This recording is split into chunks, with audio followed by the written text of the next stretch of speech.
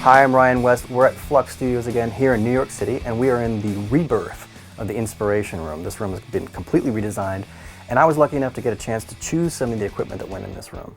I wanted something that was going to be the center of this room. I needed a lot of control over my monitoring environment, my headphones, and so naturally we went with the Dangerous D-Box Plus.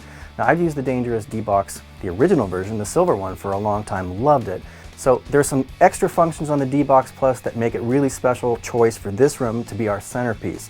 It controls our monitors, it's got summing, it's got all kinds of goodies on it. We're going to get into that in just a second. There's a whole slew of new things in the D-Box Plus. It still has a lot of the same functionality. Actually, it still has all the same functionality of the original D-Box. I'm going to go through some of it for you and how I actually use this stuff on a day-to-day basis. So you still have great sounding amplifiers built in for the headphone section, but this time it's been split up into two sections. You have a phones output and you have a control output.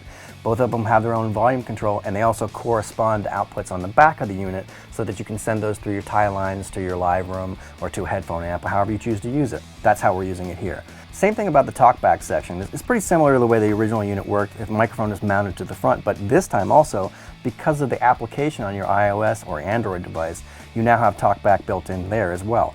Guess what? You can use the microphone on those devices to talk back through this system, so you don't have to be sitting in front of this thing. You can be across the room. There's two new sections on the D-Box Plus. Now you have the ability to choose separate sources for your headphone mix and your control mix. So now I can choose either the analog input, the sum, the Bluetooth audio, and we'll get to that in a second. It's pretty cool stuff. Another selection that you can make is USB, and now you can actually connect this thing USB straight to your computer, and it's a digital to analog converter. You can also choose the AES SPDIF input, which is exactly what it means. On the back of the unit there's an AES SPDIF input that usually comes from your interface, and that's an option you can choose for both the control room and the headphones. Now that's really useful because sometimes you're going to have an artist who wants to listen to something different than what's going on in the control room. Trust me, it happens often.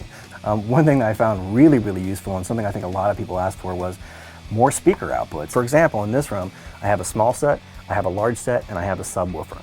So the way that I'm using this is I've got it set up so that I can either use my small speakers here, my large speakers here, and a subwoofer. Right now it's in additive mode, which means that I can use all three of those together if I wanted to. You can also program this so that when you select speaker 1, automatically speaker 3 or speaker 2 will come on. You can set it up however you choose. In this room, the way I normally have it running is when I select speaker 1, the subwoofer or speaker 3 output automatically comes on with it. And I mentioned before that this thing has Bluetooth, all right? So Bluetooth is a crazy addition to this box because it does a whole lot of different things. Not only does it allow us to connect to any device that puts out Bluetooth audio, meaning your phone or your laptop. If it's got Bluetooth and it can put out audio, this thing can listen to it. All you gotta do is pair your device with it. Now you're able to select Bluetooth as your source for your headphones, your control room, either one. One of the other things that was requested very often was a dedicated line output, which the original D-Box did not have. So this line output is selectable. I can either choose for the source for this line output to either be my headphone, whatever I've got selected on my headphone selector, or I can select control room.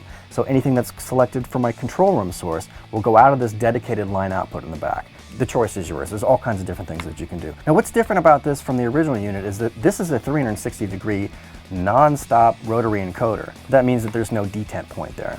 You can do lots of different things with it, which means I can set a program dim level. If I have my volume set right here and I enter the dim mode, which is just by depressing that rotary encoder once, I'm gonna dim my level by a certain amount. You can see that this little amber LED is lit right now. That tells me I'm in dim mode. Why is this useful? I mean, for me, because if I'm listening at this level right here, I'm just jamming out, right? I'm mixing my song or I'm working with the artist, and I quickly want to be able to go down to a lower level without losing my place, my original listening position. I can just quickly hit that dim button, and I've got as much dim as I want to. Again, that's programmable, as much as you want it to be. Returning to your original listening level kind of like keeps you on a roll. It kind of keeps you in the same mode of listening, and that's important for me, especially while I'm producing and while I'm working with an artist. I don't want to be fiddling with lots of different control levels, so this is a really big advance for me. I use it all the time. The other part to this control section for the volume is that there is a reference level that you're able to set. If I double tap this button, my level is going to go to a predetermined position every single time.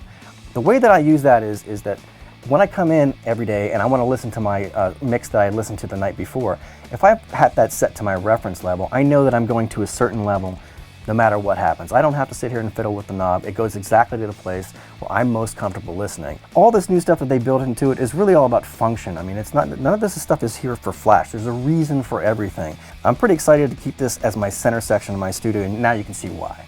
So that's a whole lot of new functionality built into the D-Box Plus. I'm excited to be able to use this thing every day, day in and day out. It's built like a tank, it's beautiful, and it works really well, and it sounds amazing.